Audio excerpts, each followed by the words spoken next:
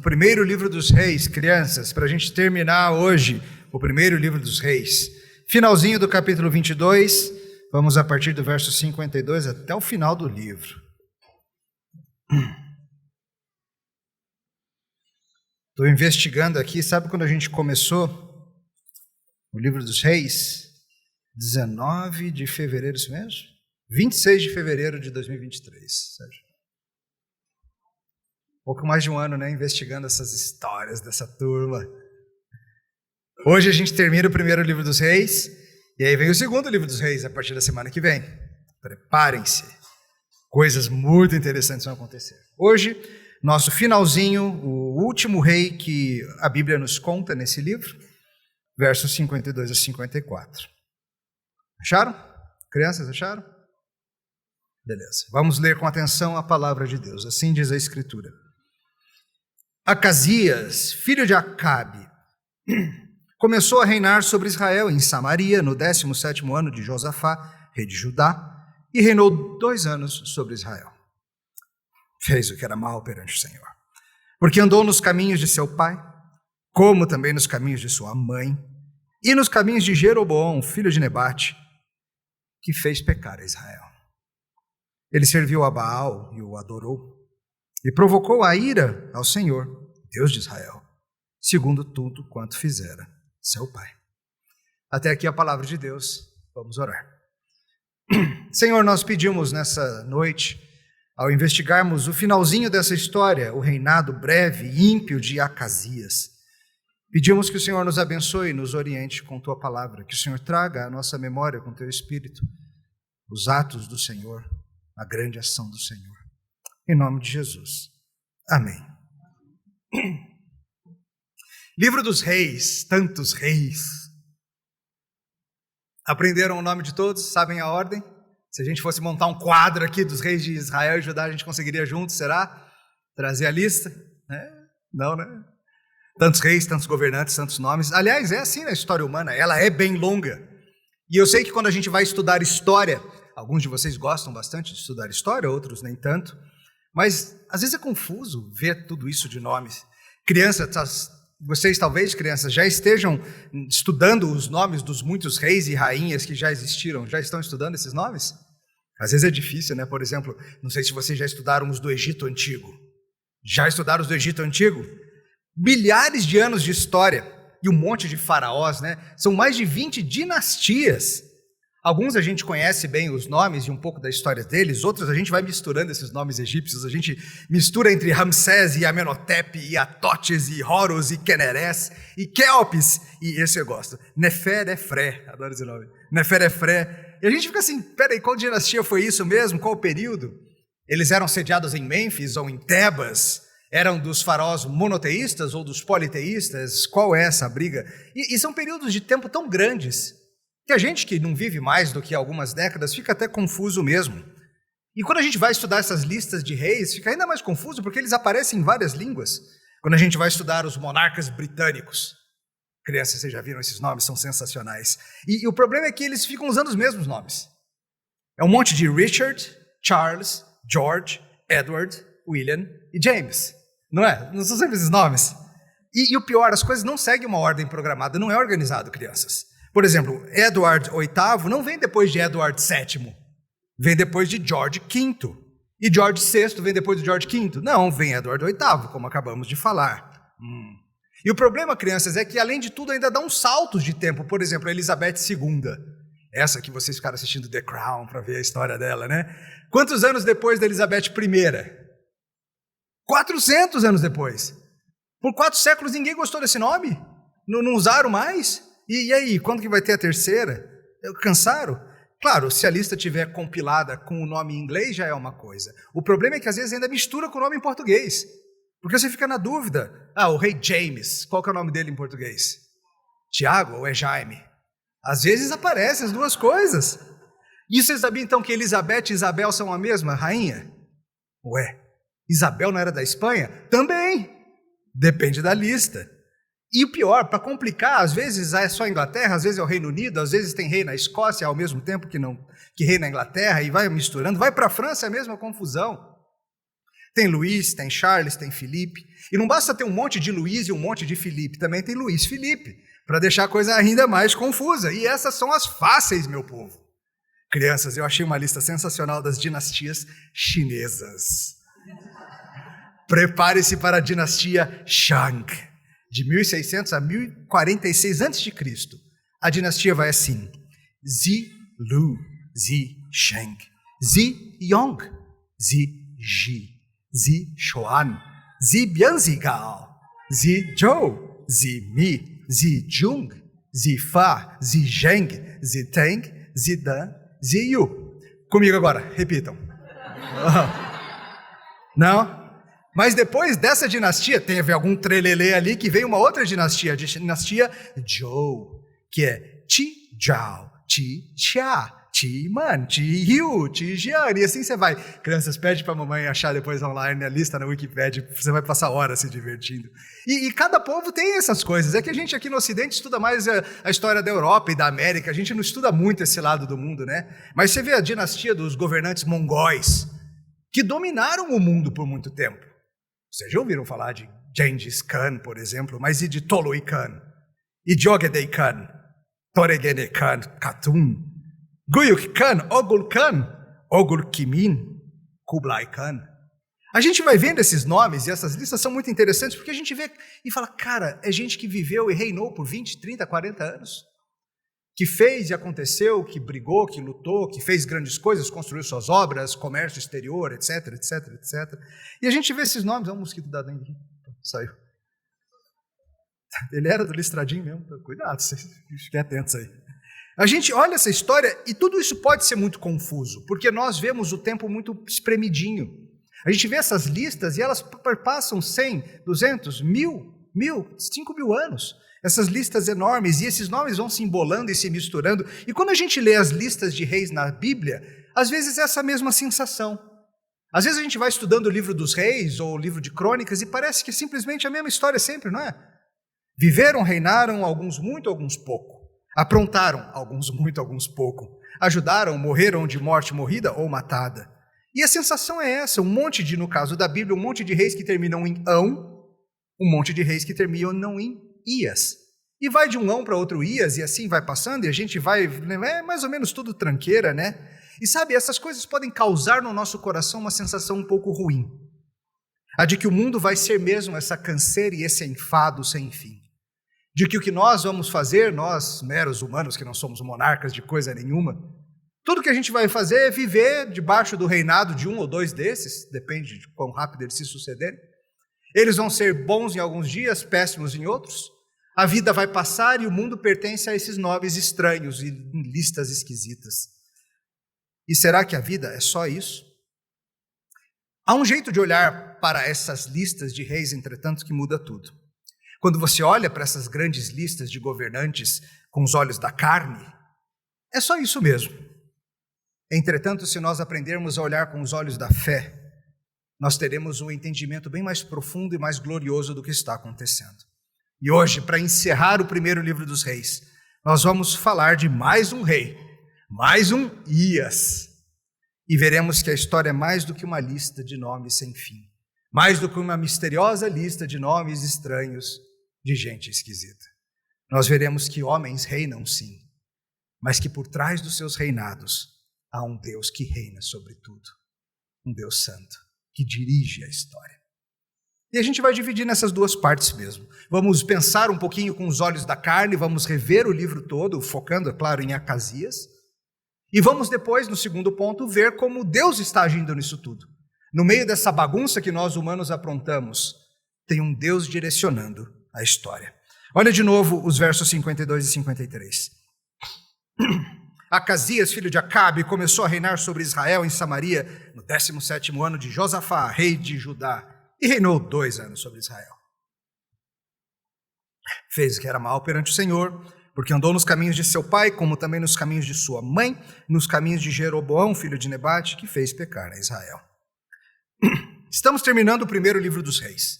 Na semana passada, pastor Tarcísio nos instruiu claramente sobre como a amizade do mundo é inimiga de Deus, é inimiga da amizade de Deus. pastor Tarcísio nos ensinou ao falarmos do reinado e morte de Josafá. Um rei bom, sim, mas que deixou seu coração tolamente se aliar ao rei mau do norte. Um coração que amava o Senhor, mas que permitiu que aquela amizadezinha insistente com Acabe o levasse a más consequências. Então, o autor nos leva de novo para o reino do norte, para o rei que sucede o perverso Acabe. E assim chega esse triste e pequeno trecho que traz mais do mesmo. Temos feito sempre assim na nossa igreja, sempre que encerramos um livro, aproveitamos para fazer uma breve recapitulação, revisitar alguns dos temas principais. E no caso de Reis, a história segue mais ou menos no mesmo tom e se prepare, segunda Reis vai ser mais ou menos no mesmo tom também. Mas esse é um bom momento para retomarmos o fôlego. Foram muitos capítulos dedicados a Acabe e Jezabel, a mestre das maldades, bem como Elias, o profeta, e suas ações, trazendo a palavra de Deus. E hoje o texto nos conta sobre o filho de Acabe, que reina em seu lugar após Acabe morrer na batalha contra Aram, contra a Síria. A casa de Acabe, essa dinastia, vem sendo um baita problema para Israel. Uma baita tristeza. Israel deveria ter sido nação santa, sacerdócio real, um povo especial, um povo que sinalizasse para todo o globo a maravilha do Senhor, seu Deus, que servisse de luz para as nações, mas Israel vem sendo tranqueira após tranqueira. Sim, entre o povo ainda há muita fé, sim, mas a liderança? E lá vem rei novo, filho de Acabe, que vocês acham que vai ser dos bons ou dos maus? Crianças, o que vocês acham? Dos bons ou dos maus? Acertaram, dos maus. O pessoal que gosta de monarquia, tem uma turma que é empolgada com a ideia de monarquia, né? Quem gosta disso precisa reconhecer que cada rei novo é um lançar dos dados. Você nunca sabe o que vai vir. Tenha você preparado ou não, o sucessor, tenha você educado super bem e tal, você nunca sabe o que vai vir, é um lançar dos dados. Vai cair um número bom ou um número ruim? E claro, às vezes fica uma esperança de que não seja tal pai, tal filho. Será que vai andar bem? Depois de tanto tempo dedicado a Acabe, a sessão dedicada a Acasias é bem pequena. Só esses versículos aqui. Depois a gente vai ver em 2 Reis algumas coisas mais acontecendo sobre como ele andou, algum detalhamento maior. Mas aqui é o resumo. Um resumo de 3 meros versículos. E que resumo triste. Qual é a de Acasias? Mais um rei da dinastia Omrita. Ele basicamente pega simplesmente toda a herança maldita do reino do norte e usa para si. Ele segue no caminho de Jeroboão e no caminho dos seus pais. Ele pegou simplesmente tudo que ele podia pegar de pior na história do norte e usou. O padrão de Acabe e sua mãe, Jezabel, e também Jeroboão. Lembra dele? Jeroboão foi quem começou toda a confusão dos cultos alternativos lá em Israel. Ele adora a Baal. E a gente olha essas coisas e a gente fala assim, cara, não é possível. Como que pode? Como que pode você ver o seu pai adorando Baal, aprontando uma após a outra, Deus dando chance após chance para o seu pai insistindo em ir atrás de Baal, seu pai morrendo de flechada. E aí você vai e faz o mesmo quando chega a tua chance. Ué, você não viu, Acasias? Você não viu onde isso termina? Como que isso pode acontecer, gente? Você sabe como isso acontece. Você já viu isso inúmeras vezes, não viu? É difícil quebrar certos ciclos aprendidos, é difícil não repetir certos padrões, mesmo que você os odeie. Mesmo que você tenha crescido rejeitando e falando, quando eu for o adulto da casa, não vou fazer assim que nem meu pai. Quando eu for mulher independente, não farei como fez minha mãe. Aí você um dia olha no espelho, né?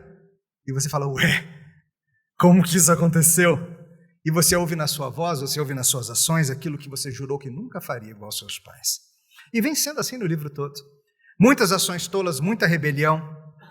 Hoje a gente leu mais cedo o Salmo 78. Não o salmo todo, mas boa parte dele. E é um salmo que é um recordar da triste história do povo de Deus aprontando uma após a outra. Deus faz uma coisa maravilhosa pelo povo de Deus, na semana seguinte eles estão lá irritando o Senhor. Se esquecem das maravilhas, se esquecem das boas ações, aprontam uma após a outra. E a história do livro dos reis é assim, ela é dividida em 2 grandes partes. A morte do rei Davi, o reinado de Salomão, capítulos 1 a 11. Depois os reinos divididos Jeroboão no norte, Roboão no sul. O norte a gente chama de reino de Israel, o sul a gente chama de reino de Judá. E a história vai indo e voltando entre os reis de lá e os reis de cá. De vez em quando tem um crossover ali, uma intersecção entre os dois. Mas é desolador ver a história dos reis de Israel. Era para ser glorioso, tá? Imagina só, um livro, se eu te contasse assim, escuta, isso aqui é um livro sobre a história dos reis de Israel. É porque você já conhece, né? E você fica assim, sei bem o que vem. Mas imagina que você não conhecesse. O que você ia imaginar? Os reis do povo escolhido? Os reis daquele povo que tem o Senhor como seu Deus? Esse livro deve ser ótimo. Cheio de histórias maravilhosas de fé e amor e esperança e bondade. E aí você vai lendo, e o que acontece? Um monte de homens que terminam em ão, e um monte de homens que terminam em ias, e um monte de mulheres, e todo mundo na mesma toada. Lembra, no início do livro já começou com uma tentativa de usurpação do trono, um golpe de Estado. O rei Davi estava quase morrendo, o grande rei Davi, e a glória do reino já começou a se dissipar ali mesmo. Adonias, a turma que termina em Ias, um dos filhos de Davi, se empolgou com a ideia de pegar o trono para si, deu uma de Absalão. O que ele devia saber não ia acabar bem. Adonias teve, a gente estudou isso, chance atrás de chance para se arrepender, mas cometeu tolice após tolice e acabou morto. Salomão, seu irmão, assumiu o trono, mas o próprio Salomão, quando a gente vê, e que tristeza Salomão, agiu mal. Lá no início do seu reinado, diversas decisões um tanto dúbias, lembra? A gente falou sobre isso, ele resolve se casar com a filha de Faraó e a gente fica assim, ele tinha uma amizade que tem sim um aspecto diplomático com os reis de outros povos, mas parece uma amizadezinha demais também. Ele faz adoração nos lugares altos, chega um ponto em que ele começa a multiplicar para si riquezas, tomar algumas decisões dúbias, e vai piorando, ele começa a multiplicar para si esposas, lembra? E elas vão inclinando o seu coração para longe do Senhor, ele se torna abertamente idólatra, até Salomão, gente, se dobrando perante Astarote dos Sidônios, Quemos de Moabe, Milcom de Amon. Aí depois dele o reino se divide de forma triste. Gente, as 12 tribos, os filhos de Jacó, divididos. O que era para ser uma nação diante de Deus, luz para as nações, não, brigaram. Um rei para o norte, Jeroboão. Um rei para o sul, Roboão. Aliás, lá no capítulo 12, Roboão, o rei do sul, teve a oportunidade, talvez vocês se lembrem, acho que foi o Marcel que pregou esse texto, teve a oportunidade de manter o reino unido, mas preferiu seguir o conselho dos jovens, dos amigos dele, dos tolos amigos dele, em vez do conselho dos anciãos. Os anciãos deram a dica de como ele manteria o reino unido. Mas não, se meteu a ser fortão, quis dar uma de machão, negou uma proposta que Jeroboão fez de uma união, trazendo menor peso sobre o povo do que Salomão estava trazendo. Salomão estava numa fase de oprimir o próprio povo, um negócio estranhíssimo. E aí Jeroboão se foi, levou embora 10 tribos com ele, 10 das 12. Roboão quis ir para a briga. O Senhor falou, não vai. Jeroboão, lá em cima, no norte, logo se mostrou um péssimo rei. Criou a religião de Jeroboão, como a gente chamou aqui nos sermões, né? Um sistema religioso alternativo para o norte. Deixando de lado o templo de Jerusalém, ele queria criar um Israel, um estado paralelo, alguma coisa assim. Fez bezerros de ouro, colocou-os um em Betel e outro em Dan, fez santuários alternativos. Constituiu sacerdotes de uma linhagem alternativa também. Os sacerdotes tinham que ser linhagem de Levi. Fez o que quis, inventou uma outra linhagem. Uma esculhambação completa. E o livro foi alternando entre norte e sul, mostrando que no sul a coisa era um pouco melhor, mas também cheia de problemas. O norte, pelo menos, era consistente. Consistentemente ruim, né? Às vezes as pessoas falam assim, você tem que ser mais consistente. Não, você tem que ser melhor. Às vezes consistência não é uma coisa tão boa assim. Mas mesmo no sul, coisas terríveis aconteceram. Vocês se lembram disso? O rei do Egito veio, lembra? Invadiu Jerusalém, tomou os tesouros do templo, aqueles escudos de ouro que Salomão tinha colocado, aquela glória toda. E assim fomos no sul, Abias, rei mau, Asa, rei bom, mas com seus problemas. No norte, Nadab, Baasa, Zelá, Onri, Isri, conspirações, tretas, maldade, tudo o oposto do que devia ser reis segundo o coração de Deus. Do que devia ser um povo que ama o Senhor, Um monte de nomes que reinam muito, reinam pouco, mas seguem se rebelando contra o Senhor Deus. E olhar para isso, irmãos, é desanimador. Ao olhar apenas com os olhos de carne essa lista de homens maus, isso tem o poder de nos abater para valer. Teve momentos na nossa série de pregação que a gente falava assim, cara, de novo um rei tranqueira? Não é possível. Mais um fazendo o que é mal perante o Senhor, mais um adorador de Baal, mais um tolo que não segue a palavra de Deus. E aí quando a gente achava que não tinha como ficar pior, ficou, né? Pois nós chegamos no reinado de Acabe e sua esposa pagã Jezabel, a mestre das maldades. E toda a confusão que aprontaram juntos. Situação após situação em que levaram Israel à idolatria. Se antes a turma fazia culto pagão meio escondida, sabe aquele negócio assim, não, no domingo eu vou à igreja CBA, ou à igreja batista, ou à assembleia, o que for, mas na quarta-feira eu vou aqui num negócio meio estranho, que ninguém sabe que eu vou. As pessoas fazem essas coisas, aqui e acolá. Mas chegou um ponto que nem isso, não era nem assim, era assim, quer saber de uma coisa? Nós vamos fazer um templo para Baal. Vamos rejeitar a palavra de Deus à torto e à direito. Vamos tramar contra os justos, vamos promover o mal. Tem até um exemplo emblemático, nós falamos desse exemplo, um homem chamado Nabote, lembra dele? Um homem que tinha uma vinha e o rei queria a vinha dele e a esposa do rei deu um jeito lá, fez um esquema, uma maldade lá. Acabe se envolveu em guerras contra Ben-Hadad, rei da Síria, agiu mal em tudo isso, o tempo todo Deus mandando alerta após alerta e ele rejeitando os alertas. No final da sua vida, o profeta Micaías dizendo, se você for para a guerra, tu vai morrer. Você está sendo enganado por um espírito que veio do próprio Deus para falar nesses profetas aí, ó. Tu vai para essa guerra, você vai morrer. E qual que foi a solução dele? Vou disfarçado. Achava que o acaso ia lhe proteger, né? Ele preferiu ouvir as falsas vozes em vez da voz do Senhor e acabou morto. Um livro desanimador. Quando olhamos do ângulo humano com os olhos da carne, nós vemos um monte de gente poderosa que faz um monte de bobagem que se rebela sem parar contra o Deus verdadeiro. E sabe, irmãos, eu sei que a vida cristã muitas vezes é assim.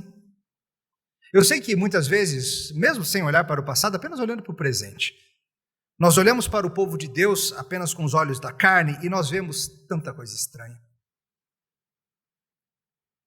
Nós vemos líderes imaturos, em alguns casos líderes abertamente ímpios, que se dizem ministros da palavra de Deus, mas fazem impiedade após impiedade. Nós vemos, mesmo nas igrejas boas, liderança é rara mão. Vemos irmãos que a gente olha pela idade, pelo tempo de serviço, e a gente fala assim, esse homem e essa mulher devem ser sábios. Já estão andando com o Senhor há décadas e fazem cada bobagem, se portam como crianças. Vemos más motivações, vemos más decisões, vemos brigas internas, vemos um povo, vemos as pessoas com falsos motivos, vemos todo tipo de pecado entre o povo de Deus que a gente achava que ficaria de fora da igreja, mas que estão dentro também.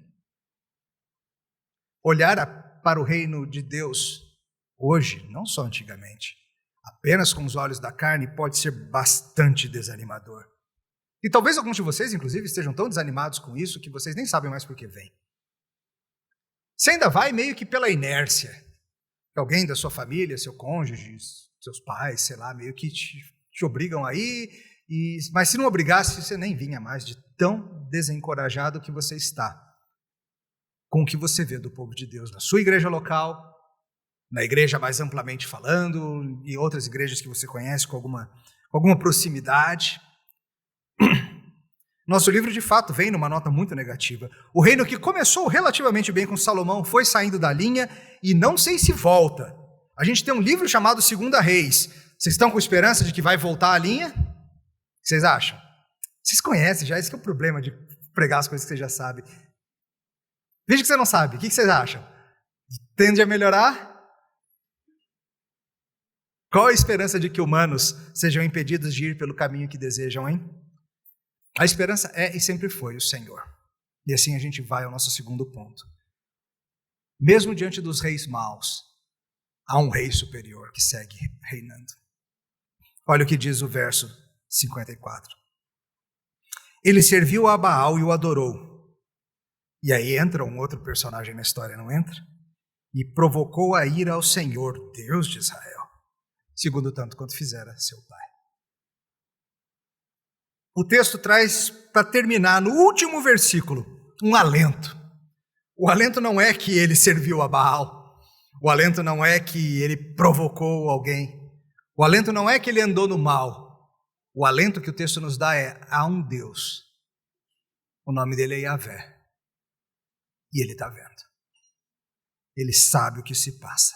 Esse é um lembrete importante. Acasias fez tudo isso. E aqui eu quero chamar a atenção para o fato de que nós não estamos ao sabor dos homens maus, como tantas vezes parece. Mesmo os poderosos. As pessoas vivem no reino, no Império Mongol durante alguns anos, ou na China em outros anos, ou na França medieval, e aí vivem ao sabor dos seus monarcas e eles comandam a vida, e a gente fica assim, sabe de uma coisa?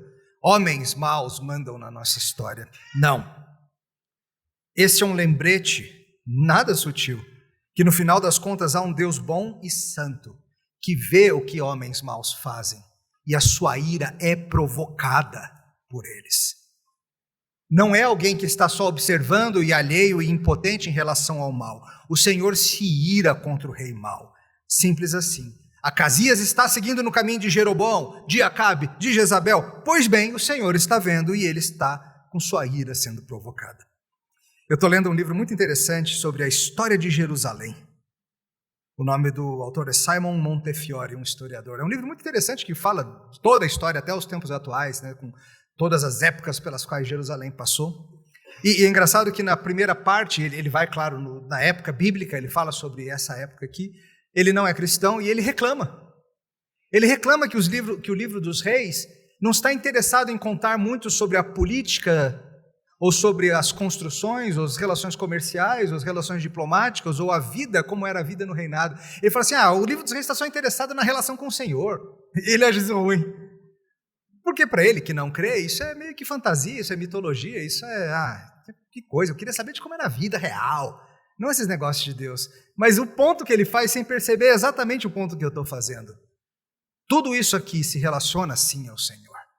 E o mais importante de cada um desses reis não é se ele construiu pontes, ou estabeleceu um exército, ou fez uma grande casa, ou comércio exterior, ou mandou naus para Ofir trazer ouro. O que importa é, ele está nas graças ou na ira do Senhor? Acasias provocou o Senhor. Provocador, como Israel se mostrou, e nós lemos no Salmo 78 muito sobre isso, o tempo todo provocando. É a terrível ideia mesmo de fazer de caso pensado, de fazer para provocar. Na nossa vida, às vezes a gente perde a linha com alguém que fica provocando a gente, não perde? Parece que tem algumas pessoas que sabem o que dizer para te irritar. O pessoal até apelidou isso de bait, né? De bait em inglês é isca, né? Jogar isca. Nos grupos de WhatsApp o tempo todo. Por exemplo, um grupo de futebol aqui da igreja, de WhatsApp, que é isca o tempo todo. Quem sabe, todo mundo sabe o que fazer para provocar os flamenguistas sabem o que fazer para provocar os outros. É o dia inteiro isso, provocando. Claro, essas provocações são relativamente inofensivas, mas você sabe que algumas provocações fazem a gente perder a linha. Talvez você já tenha perdido a linha numa provocação que recebeu lá no trabalho ou na escola, crianças às vezes, tem um amiguinho que fica provocando você. Acontece.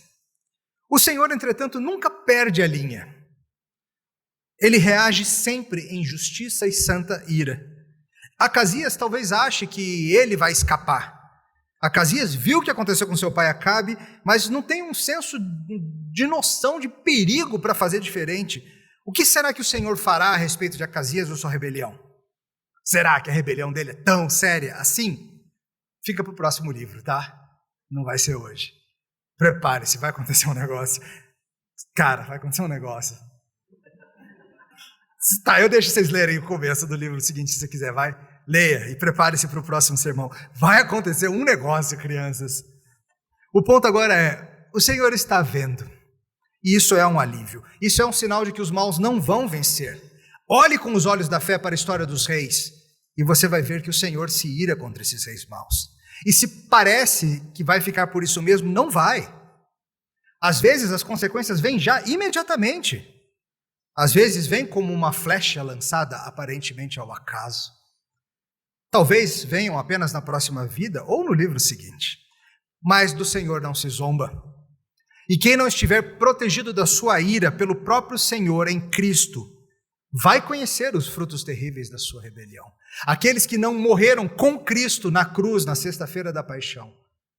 Aqueles que não tiveram seus pecados feridos e punidos na cruz com Jesus Cristo. Um dia vão encontrar o pagamento. E isso é verdade em toda a história do mundo.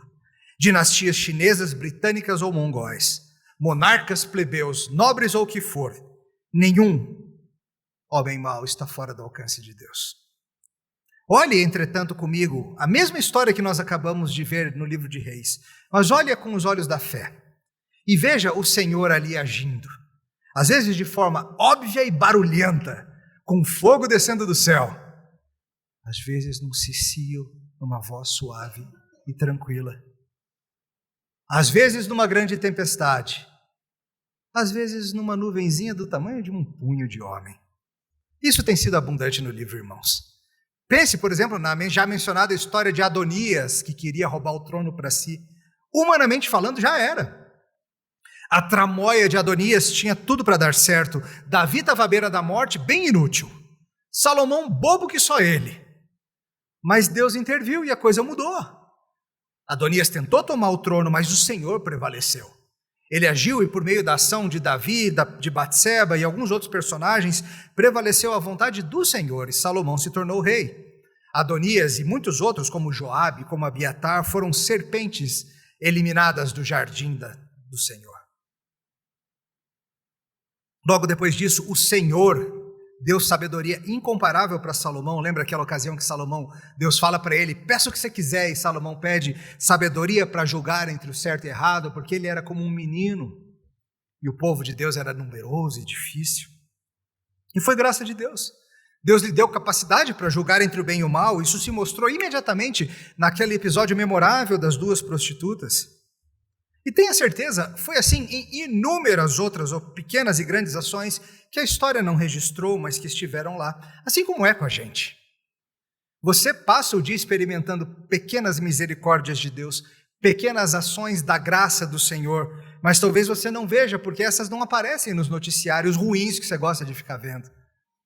As pequenas ações da graça do Senhor em favor de você e dos seus irmãos não são encaminhadas com urgência nos grupos de WhatsApp para serem repassadas imediatamente a 10 contatos. São? Não. Mas o Senhor está agindo. E por meio da ação de Deus, Salomão fez grandes coisas. Um reino organizado e próspero, sabedoria maior do que qualquer sábio do mundo, do Oriente, do Egípcio, de onde fosse. A ponto tal que vinha gente de todo lugar para ouvir. A Bíblia até nos conta um exemplo fascinante da rainha de Sabá, que foi atraída pelas notícias e viajou mais de 1.500 quilômetros de deserto para ir lá conhecer, e conheceu a glória do rei, a glória do reino, confessou o nome do Senhor. Jesus até dela falou. Salomão equipou o país, preparou o exército, fez grandes expedições marítimas, comerciais, construiu o templo. Nunca subestime a importância disso. Segundo as maravilhosas especificações divinas, aquele edifício que é central na história da fé verdadeira, um edifício que é também temporário, mas mais duradouro do que a tenda do tabernáculo. Com toda aquela organização, nós discutimos os detalhes, o Santo dos Santos, as ornamentações, os muitos utensílios. Nós falamos sobre Salomão trazendo a arca, fazendo sacrifícios, lembra disso? Aquela belíssima cerimônia da inauguração do templo, aquela oração gloriosa que ele faz, uma oração para a eternidade, de tão profunda e bela. Pega para ler depois, hoje à noite. Vimos o Senhor agindo e entrando em pacto com Salomão, com promessas, com estipulações tão importantes.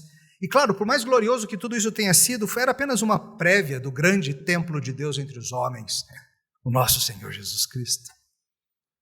Era o Senhor agindo. E o Senhor estava agindo quando tudo pareceu ruir também. Olhe bem e verás o Senhor agindo mesmo na ruptura. A sua palavra reina e a sua palavra sempre esteve presente. O reino se separa e o Senhor impede que Israel e Judá se destruam. E mesmo com os reis de norte e sul constantemente fazendo asneiras, o Senhor intervém. Ele manda profetas, a sua palavra é presente. Quando parece que a fé está extinta, aparece uma pessoa ali e aqui protegendo os profetas, fazendo bem, agindo em nome do Senhor. O Senhor sempre tem um grande número de pessoas que não dobraram seus joelhos para Baal. Em toda parte é assim. Mas por vezes a gente está com os olhos tão ensimesmados, ou só está olhando com os olhos da carne para o mal ao nosso redor, que a gente para de ver com os olhos da fé. Mas para todo lado, irmãos, nas igrejas ao teu redor, nessas igrejas que você vê problemas, em todas elas o Senhor tem seus fiéis. O Senhor tem gente que o ama. Sempre foi assim e sempre será. Por vezes serão poucos, mas serão. O Senhor segue agindo. Por exemplo, ele mandou um homem contra Jeroboão e seu culto falso. Lembra dessa ocasião? Ele fala e o altar se fende. É sensacional. Depois, uma outra ocasião, um outro profeta chamado Aías, naquela situação em que a mulher de Jeroboão foi consultá-lo disfarçada acerca do seu filho doente. O Senhor sempre agindo por meio dos seus servos, trazendo palavra, julgamento e oferecendo graça. E aqueles homens perversos insistindo no seu mau caminho. Mesmo lá no meio do reinado de Acabe, um dos piores momentos da história de Israel, ainda assim o Senhor estava lá, não estava? Com os vários servos úteis. O mais famoso deles, Elias. E como Deus agiu por meio de Elias, não? O Senhor pesou a mão sobre Israel, mandando 3 anos de seca. Elias falou que seria assim. Elias foi cuidado pelos pássaros, pelos corvos que traziam comida para ele. Elias foi alimentado milagrosamente por aquela viúva lá em Sarepta, que ele disse, eu não tenho nem comida, é comer esse pouquinho que tem aqui e morrer. E o Senhor age, o filho dela morre e Elias é usado pelo Senhor para trazê-lo de volta à vida. Tem toda aquela disputa sensacional que nós vimos com os servos de Baal, para ver quem é o Deus verdadeiro que vai mandar fogo sobre o altar. Vocês lembram, crianças, quem ganhou a briga? Foi o Senhor. O Senhor usa Elias para exterminar os servos de Baal. Elias ora para que chova. 7 vezes ele pede para o seu moço ir lá checar se está chovendo, até que, sim, vejo uma nuvem bem pequenininha, que nem assim um punho de um homem vindo lá do mar. Será que vai resolver? Mas sim, vai resolver, porque é o Senhor. E o Senhor está agindo. O Senhor está agindo. Elias vai para Horebe meio desanimado, mas vai levar a sua acusação formal contra Israel. Lá na mesma montanha onde o pacto foi dado, o homem do Senhor, os olhos e boca do Senhor estão lá para acusar Israel de quebra pactual. O Senhor aceita a acusação, o Senhor traz seu veredito, manda imediatamente que Elias vá ungir outro rei e outro profeta, Eliseu, que não apareceu muito na história, né? Eliseu foi ungido e tal e sumiu. Tem outro livro, não tem? Preparem-se para Eliseu. A coisa vai ficar selvagem. O Senhor está preparando suas ações, o Senhor planeja suas graças e suas obras maravilhosas com antecedência. E aí o Senhor manda, como já falamos, uma flecha para encerrar o rei mau, Acabe. E o Senhor está agindo. Veja a história humana com os olhos da fé, meu caro, e as coisas vão ser diferentes. Eu sei que é desanimador muitas vezes olhar como o mundo avança, como a cidade avança, como o país avança e tristemente até como a igreja avança. Eu sei disso, eu sinto isso também. Mas eu quero te exortar a alimentar a sua mente com a palavra de Deus mais do que com os noticiários ruins ou as fofocas eclesiásticas. A estar mais disposto a ouvir a palavra de Deus do que as fake news ou as verdadeiras news do que se passa no reino do Brasil, ou no reino do mundo, ou no reino da Dinamarca. E se alimentar para lembrar quem reina é esse Deus aqui. A coisa pode estar desabando ao nosso redor. Tem um Deus que reina. Tem um Deus agindo. Nos piores momentos de Israel, no reinado de Acabe, o Senhor se fez presente com seus vários servos úteis. O Senhor está agindo. Quando tudo parecer péssimo na cidade, na história e mesmo na igreja, é nisso que você precisa confiar. Que o Senhor segue agindo, que o Senhor sempre tem os seus, que a fé não vai ser extinta, que a igreja vai prevalecer. Pode ser que os servos dele não sejam os mais vistosos e impressionantes. Pode ser que seja que nem a gente mesmo. Mas nós estamos aqui pela fé, olhando para o autor e consumador da nossa salvação. Aliás, se tem algo que domingo de Páscoa devia ensinar para a gente, sempre é isso, não é? Que quando a gente simplesmente olha com os olhos da carne, tudo parece perdido. Que quando a gente simplesmente olha sem crer no que Deus disse, a gente só vê um homem morto, colocado numa tumba. Mas quando você olha com os olhos da fé, você está mais atento para o que Deus está fazendo. Se tem algo que Páscoa nos ensina, é que a esperança das coisas andarem melhor nunca esteve em nós. Nunca esteve em nós. Em nossos nomes importantes, em nossas dinastias, em tomarmos o governo, em liderarmos a cidade, em assumirmos a frente, em nossos reis, presidentes, imperadores impressionantes. A nossa esperança nunca esteve em ações políticas de nossos governantes. Todos eles têm o mesmo fim, como diz o Salmo 146. Eles cessam, seu espírito se vai, seus projetos somem. Todos eles vão terminar num túmulo e vão virar um nomezinho numa lista interminável na Wikipédia. Lá, um nome de curiosidades, como tantos outros. A esperança desse povo nunca esteve nos seus reis. Sempre esteve em um só rei. Um descendente de Davi, mas um que, como ele mesmo falou, era maior do que Salomão. O rei morto na sexta e ressurreto no domingo. A prova maior de todas de que sim, o Senhor leva o mal a sério. Foi justamente porque o Senhor leva o mal a sério que Cristo teve de morrer na cruz para pagar os pecados de um povo inteiro. E também o Rei gracioso, o Deus gracioso, que oferece nele mesmo a solução. Domingo de Páscoa é o lembrete de que o mal não vai triunfar. De que nem a morte pode com Deus. Cristo venceu a morte. Se você tiver olhos de fé para ver isso, você vai ser parte de um reino que vai durar para sempre. As listas gigantescas da Wikipédia, que varam milhares de anos, vão parecer uma notinha de rodapé na história do porvir. Estamos falando de um tempo que não termina, de um reinado que nunca vai passar.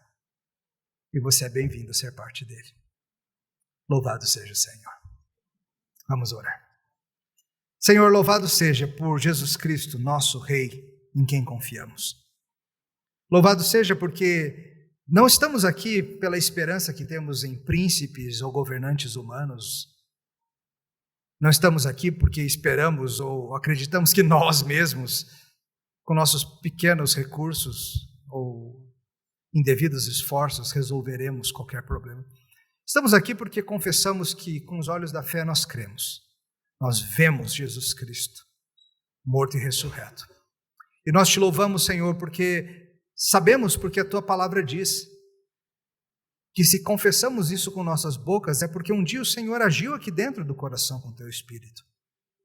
E nós pedimos, Senhor, continue agindo, continue nos ajudando a colocar a esperança de nossos corações no único que é digno de nosso amor.